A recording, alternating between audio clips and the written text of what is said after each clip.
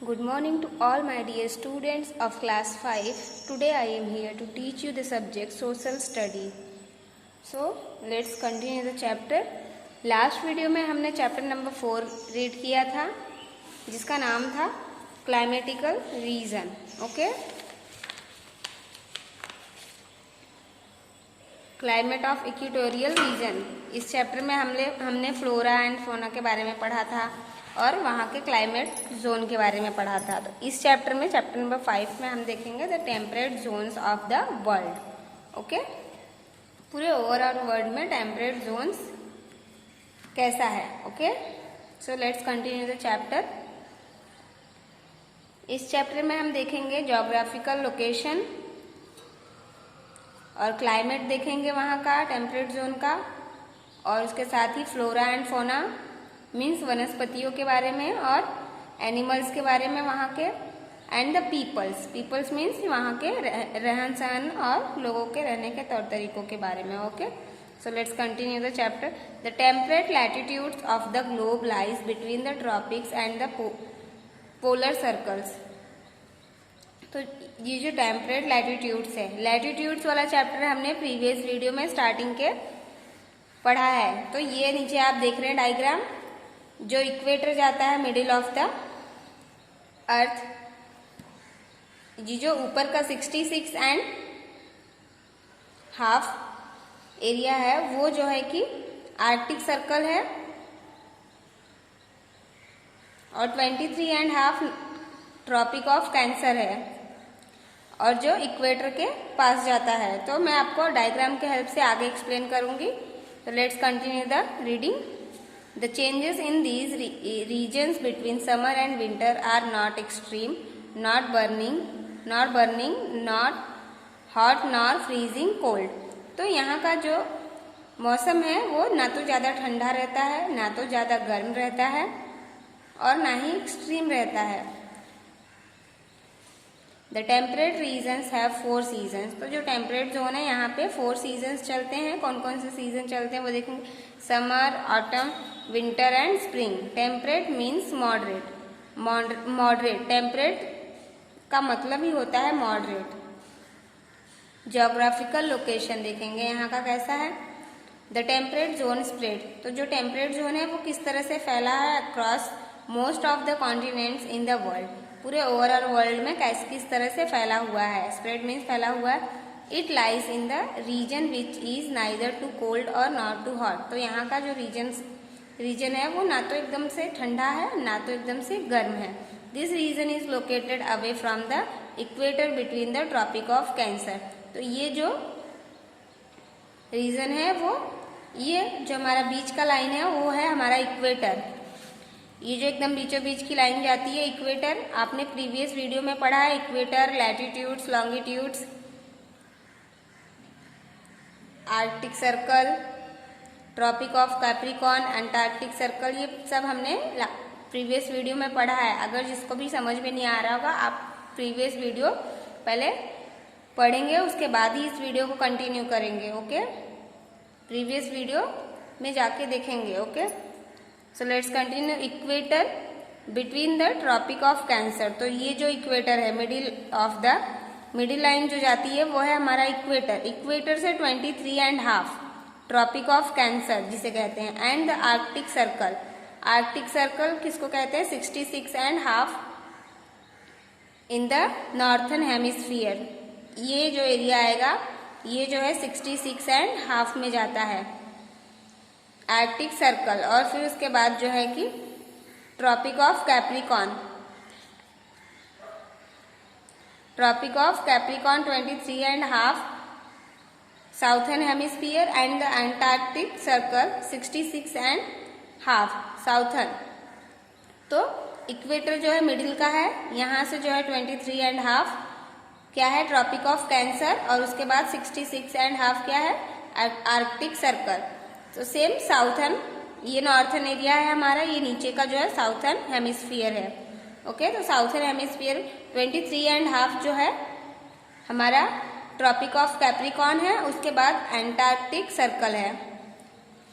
The temperate zone receives the slanting rays of the sun. तो तो जो temperate zone है वहाँ पे जो सूर्य की किरणें जाती हैं, रेज मीन्स किरणें जाती हैं, स्लांटिंग मीन्स तिरछी पड़ती हैं। The climate affects the vegetation of the belt in various ways. तो यहाँ का जो वेजिटेशन है वो बहुत ही ज़्यादा अफेक्ट करता है जलवायु पर। The most distinguishing feature of this belt is the temperate grassland. तो यहाँ का जो सबसे विशेष बात है वो है टेम्परेट ग्रासलैंड्स के बारे में, जो कि हम आगे चैप्टर में पढ़ेंगे।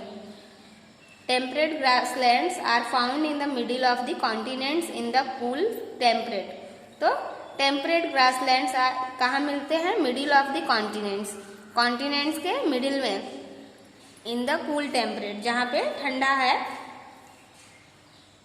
Temperate region. Temperate grasslands are dominated by tall, healthy green grass. There are no trees or shrubs. तो जहाँ पर ना कि पेड़ पौधे हैं और shrubs भी नहीं हैं। तो यहाँ पे आप डायग्राम में देख रहे हैं, ये जो एरिया है ये क्या है?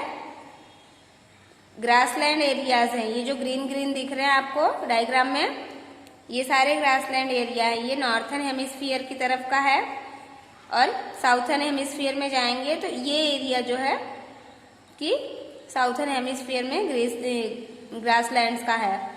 So go to the next page. अब यहाँ के क्लाइमेट के बारे में हम पढ़ेंगे, जलवायु के बारे में। एज वी नो, जैसा कि हमें पता है, temperate zone has a moderate climate. तो जो टेम्परेट जोन है वहाँ का जो क्लाइमेट है वो मॉडरेट है।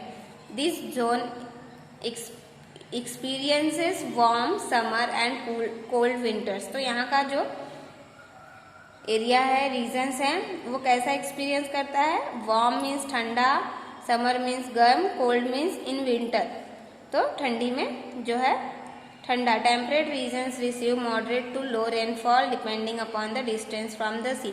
तो यहाँ का जो रेनफॉल है, वर्षा है, वो डिपेंड करती है, पूरी तरह से निर्भर करती है किस पर? डिस्टेंस फ्रॉम द सी, समुद्र से दूरी पर निर्भर करती है।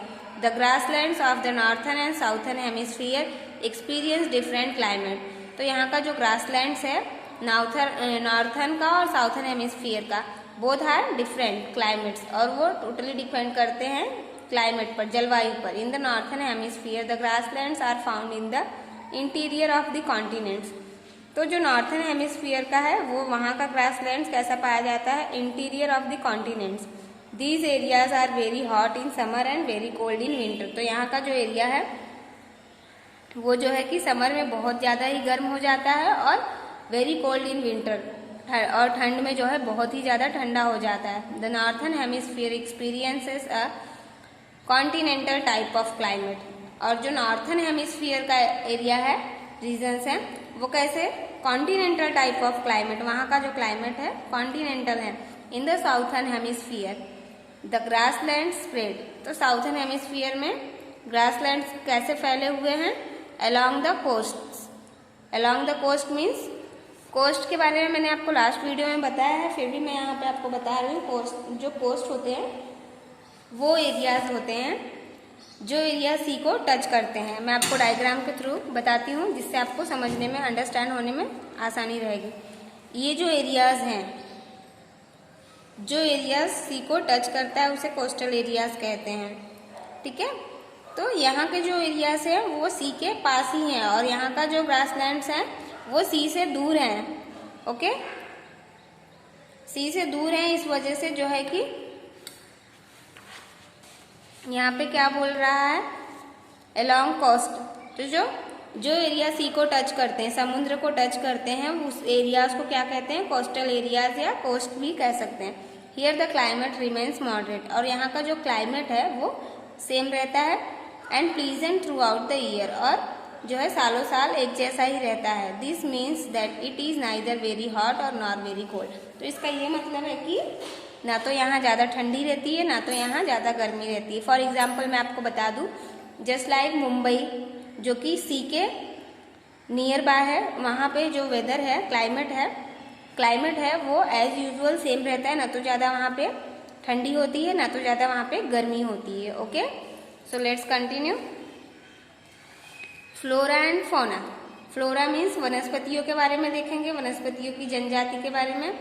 Flora, the grasslands vary in size from country to country. तो जो ग्रासलैंड्स हैं, यहाँ की वनस्पतियाँ हैं, वो साइज में हर कंट्री के डिफरेंट डिफरेंट हैं। They are known by different names across the world, और उनका जो नेम है वो डिफरेंट डिफरेंट है all over the world. They are known as prairies in North America, जिसको कि नॉर्थ अमेरिका में प्रेरीज कहा जाता है, जहाँ पे ज़्यादा रेनफॉल होता है वहाँ पे ये पाए जाते हैं prairies.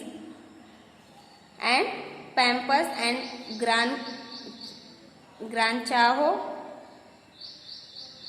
Grain Chaco in South America.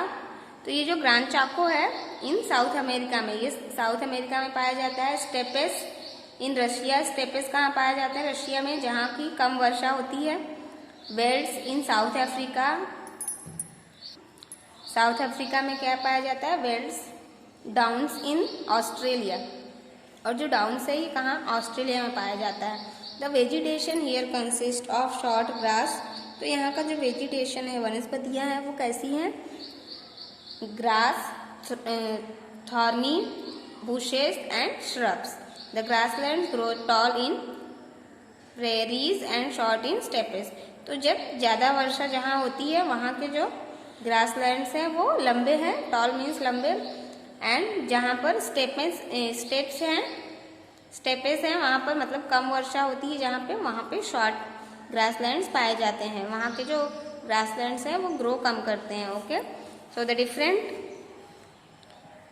Grasses keep changing colour according to season. तो यहाँ की जो ग्रासेस वनस्पतियाँ हैं वो चेंजिंग मीन्स अपना कलर बदलती हैं अकॉर्डिंग टू सीजन्स, मौसम के बदलने के साथ साथ। In spring the grass is green, spring season में क्या रहती हैं? ग्रीन रहती हैं। While in summer it is brown, जब समर आता है वो ब्राउन हो जाती हैं। In the winter it die, और विंटर में वो पूरी तरह से मरने जैसी हो जाती हैं। अल्फाल्फा is a nutrient rich फोडेड grass.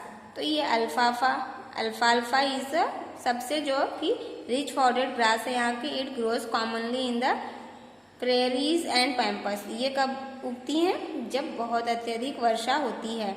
It also grows quickly and it is a natural boon, और ये नेचुरल मीन्स प्राकृतिक है, तो ये कभी भी बहुत जल्दी बढ़ती है।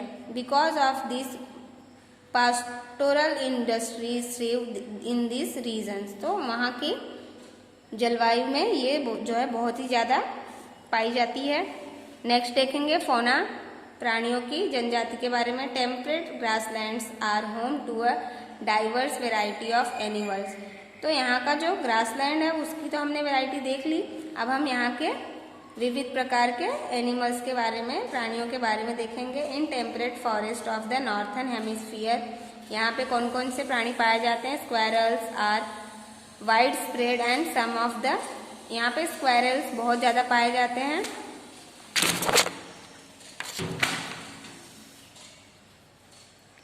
Large animals are bisons, grizzly bears, rattlesnakes, bald eagles, hawk and lark. ये जो है वहाँ के प्राणियों के जनजातियों के नाम हैं। In the southern hemisphere llamas and anacondas are found. The ostrich, the largest living species of birds, यहाँ पे जो है बहुत ही ज़्यादा जनसंख्या में बर्ड्स पाए जाते हैं। Is found in scrublands. तो स्क्रबलैंड्स की वजह से यहाँ पे बहुत ही ज़्यादा मात्रा में बर्ड्स पाए जाते हैं। वैरायटी ऑफ द बर्ड्स यहाँ पे हम देख सकते हैं। Of the southern Africa, Australia is home to kangaroos. तो जो ऑस्ट्रेलिया है वो किसका घर है? कंगारूस का। Wallabies and koalas, many migratory birds such as swallow are also found. तो यहाँ पे जो है कि बर्ड्स की बहुत ज़्यादा वेराइटीज मिल सकती हैं देखने के लिए, और बहुत से अलग अलग जनजाति के एनिमल्स भी पाए जाते हैं, डिफरेंट डिफरेंट टाइप्स के। अब देखेंगे हम यहाँ के पीपल के बारे में, लोगों के बारे में। यहाँ के लोगों का रहन सहन देखेंगे, वो कैसे रहते हैं, क्या उनका ऑक्यूपेशन है। Life is faster in the temperate zone. तो टेम्परेट जोन की जो लाइफ है वो क्या है, फास्टर है। Agriculture is the main stay of the people living in these regions. तो एग्रीकल्चर जो है यहाँ का, कृषि जो है सबसे महत्वपूर्ण व्यवसाय है यहाँ के लोगों के लिए। Its favourable climate and uninterrupted plains is suited for extensive farming. तो यहाँ का जो अनइंटरप्टेड प्लेन्स है, या तो यहाँ तो वर्षा ज़्यादा भी होती है कम भी होती है, तो यहाँ पर क्या है कि ये सुटेटेड है फॉर एक्सटेंसिव फार्मिंग, कृषि उत्पादन के लिए ये बहुत ही अच्छा है। Large areas of pampas, prairies and steppes are converted into field. तो यहाँ का जो बहुत ज़्यादा एरिया है वो किसके लिए यूज़ किया जा रहा है, फील्ड्स के लिए यूज़ किया जा रहा है। Wheat, maize, barley, rape and oat are largely grown in this region. तो यहाँ पे ये जो पैदावार हैं ये बहुत ही अत्यधिक मात्रा में होते हैं। Wheat is produce in large quantities. तो यहाँ पे जो गेहूं है, गेहूं का उत्पादन बहुत ही ज़्यादा मात्रा में किया जाता है। In the central and northern prairies are known as the wheat basket of the world. तो प्रेरीज को क्या जाना जाता है, wheat basket of the world के नाम से जाना जाता है। Farmers raise livestock such as cow. तो यहाँ के जो किसान हैं वो इसके अलावा उनका जीवन कैसे चलता है, वो काउस पालते हैं, शीप एंड पिग्स भी पालते हैं। In many of the farms, बहुत सारे फार्मर्स क्या करते हैं, milking of cows and cow is done with help of machines. तो यहाँ पे जो किसान हैं वो बहुत सी गाय, भेड़ और बकरियां पालते हैं, गाय, भेड़ और पिग्स पालते हैं, सुअर का पालन करते हैं। और उसके बाद क्या करते हैं, मशीन की हेल्प से मिल्किंग ऑफ काउस, मतलब गायों का दूध निकालते हैं और उसे क्या करते हैं, सेल आउट करते हैं। The animals are also use to meat product. तो जो और भी एनिमल्स हैं उनका क्या यूज करते हैं, मीट प्रोडक्ट के लिए। Their skins are use for making leather goods. और जो उनके स्किन्स हैं, चमड़ी हैं, वो किसके लिए, लेदर गुड्स बनाने के लिए इस्तेमाल में आते हैं। In the grassland special grasses such as अल्फाल्फा and clover are grown for the animals. तो यहाँ की जो विशेष घास है, ग्रासलैंड्स हैं, वो किसके लिए हैं, अल्फाल्फा and clover are grown for the animals, जो कि एनिमल्स को बहुत ही ज़्यादा पसंद है और एनिमल्स के लिए हैं। तो उस वजह से यहाँ पे एनिमल्स को कोई प्रॉब्लम नहीं होती है। They are enough food to eat. At present Argentina is one of the leading exporter of meat and leather products. तो अर्जेंटीना जो है one of the leading exporter है, निर्यात करता है मीट एंड लेदर का। एक्सपोर्टर मीन्स निर्यात करना, बेचना। तो मीट और लेदर प्रोडक्ट्स बहुत ज़्यादा बेचता है Argentina. Cowboys are known as gauchos. यहाँ के जो काउ बॉयज हैं, उनको चरवाहे हैं, उनको गौचोस कहते हैं इन अर्जेंटीना में। They are responsible for the management of these farms. तो वो किस लिए जिम्मेदार हैं, पूरा मैनेज करते हैं वो लोग जितने भी वहाँ पे फार्म्स हैं। Tribal culture prevails in the temperate region of Africa and Asia. Khoi, San and Bantu tribes live in the grasslands of South Africa. Kirghiz, Turk and Mongolian tribes inhabit in the regions of Central Asia. तो यहाँ पे जो south Africa में grasslands हैं उनके बारे में बताया गया है। उसके बाद central Asia, nomadic herding is practiced by the tribes which are still found in the grasslands. The chapter is over. So exercise will be continue करेंगे। एक्सरसाइज हम नेक्स्ट पेज पर आ जाइए। A, tick the correct option. First, the dash zone receives the slanting rays of the sun. Frigid, torrid, temperate. The answer is temperate. Second, temperate dash are dominated by tall healthy green grass. Options है latitudes, regions, grasslands. The answer is grasslands. Third, what type of grass is found in the prairies? Short dash, short, very short, tall. The answer is tall.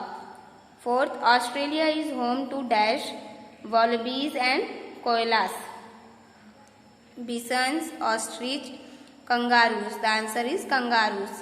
Fifth देखेंगे, where do the Khoikhoi, San and Bantu tribes live dash. Australia, Central Asia, South Africa. The answer is South Africa. B देखेंगे, fill in the blanks with the help of chapter.